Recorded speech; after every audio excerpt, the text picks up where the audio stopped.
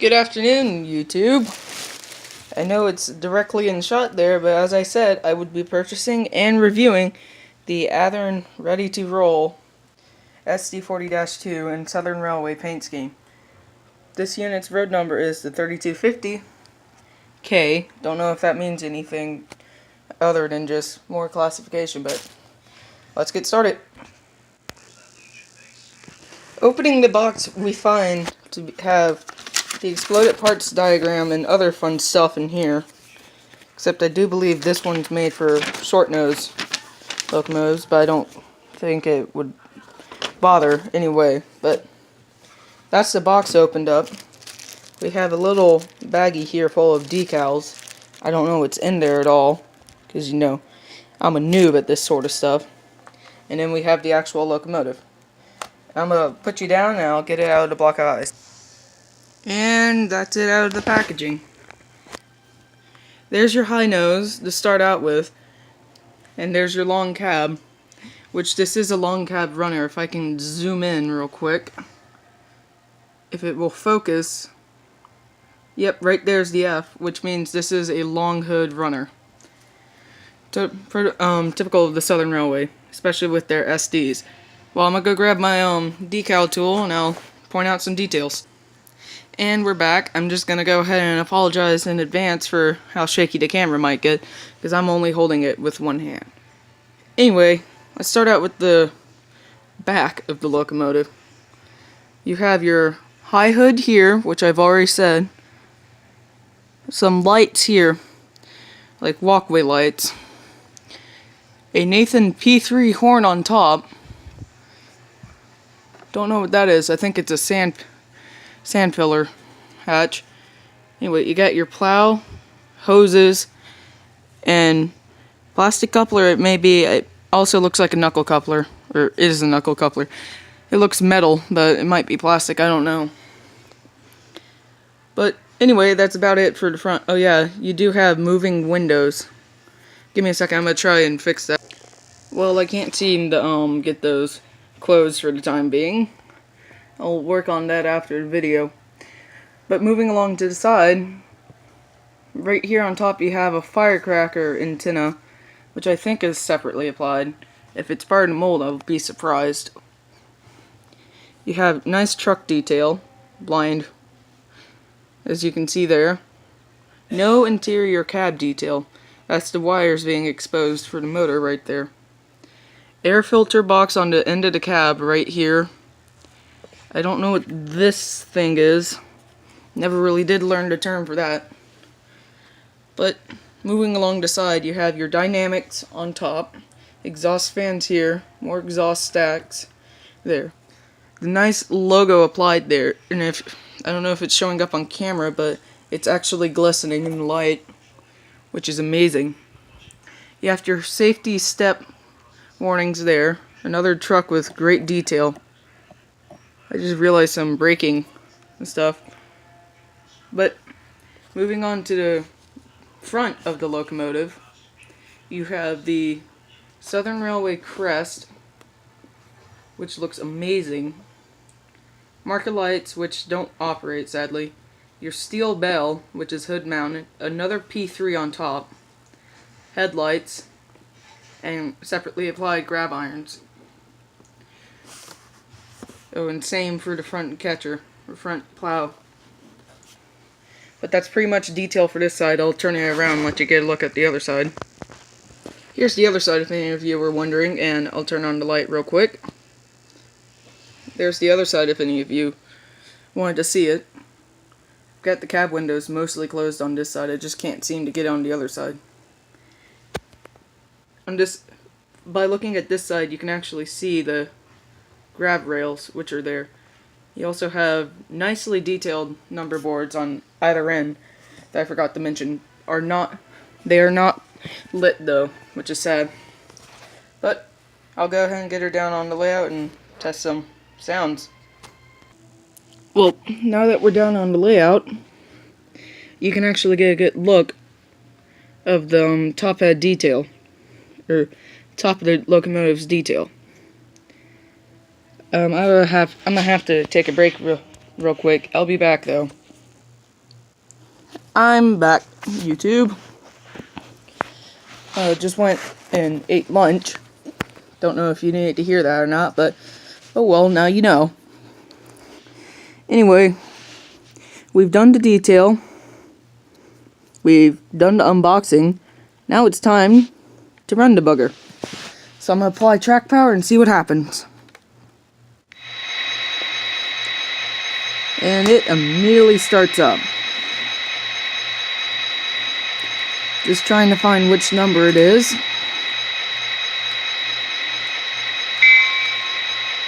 Found it. I'm gonna reprogram it real quick. It's reprogrammed now, and it should be functioning. But only problem is now, I need to figure out what does what. Because I have a basic DC controller. But anyway, it starts right up.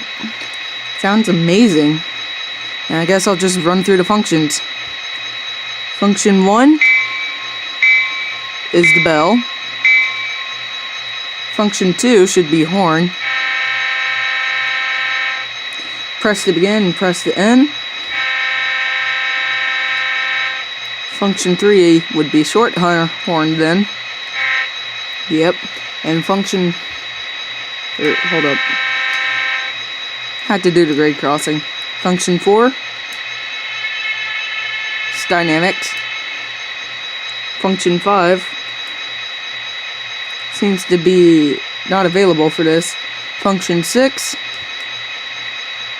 seems also to be not available. Function 7 does nothing at the moment. Function 8 mutes the locomotive. Function 9 does nothing. And function 10, oh, there we go. Function 10 turns on the light, and function 7 does nothing. Function 7 usually dims it. Give me a second, I'm gonna have to reprogram this again.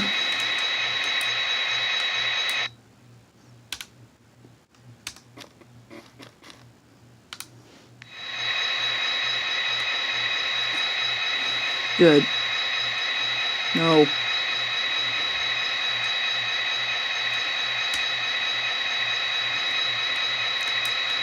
There we go. Got it functioned properly. And I guess now we get to see it run. Okay, I'm gonna start out in reverse. And I guess here we go.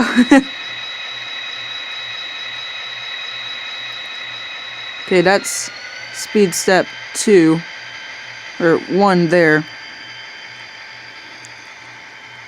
Runs very smoothly. And here it comes forward.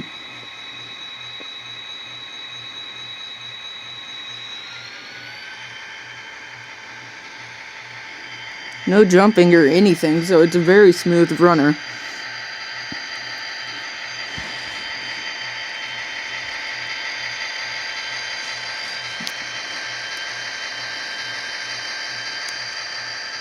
Oh, and I messed up on the number earlier. It's 3250W, not K.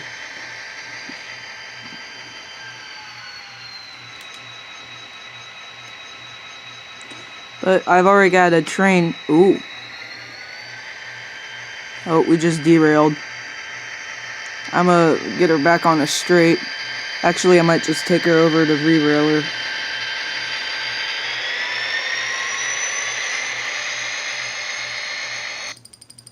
Yep, she's... Time out, time out, time out. If any of you wondering what just happened there, we just had a short circuit, which means it did derail, and it did malfunction. But now I actually have to check if everything's on the track.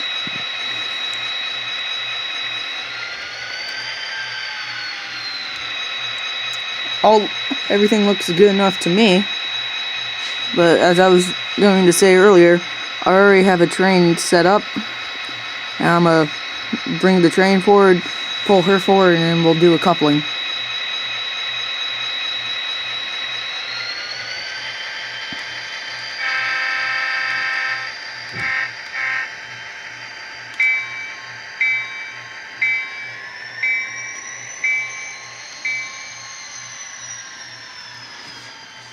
Now, time to bring the train forward.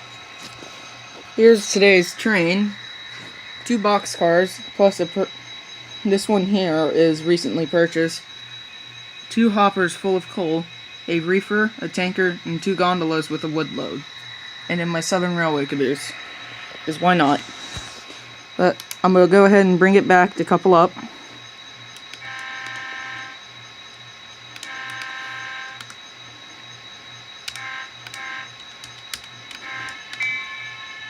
Oh, shoot, turned the dynamics on. Did he derail again? Yes.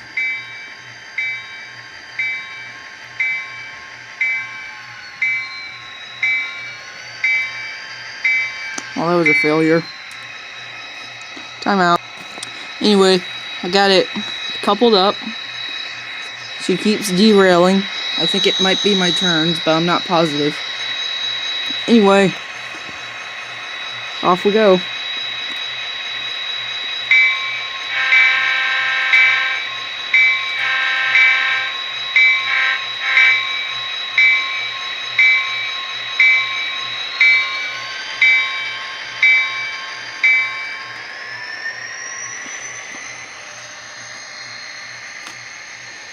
It derailed again.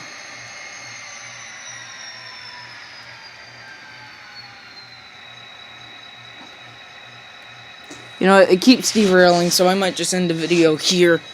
We're definitely not going to be able to get a run by if it wants to keep derailing. But I'm going to hold back on ending the video just yet. I'm going to take a look at it and see what's going on. Alright, I'm back from investigating. There's nothing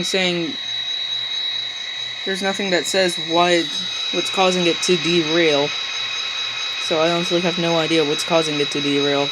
I think it might be the radius, but it says nothing about like minimum radius on anything that came with it. So yeah, that's about the only bummer I have with it. Otherwise, overall great engine, great detail. Wish I could get it running, but I can't because you know things suck. Oh well. But anyway, just tune back in some point. Ride safe, be happy, enjoy whatever you're doing at the moment. I don't really care. Just, oh well. Bye and see you next time.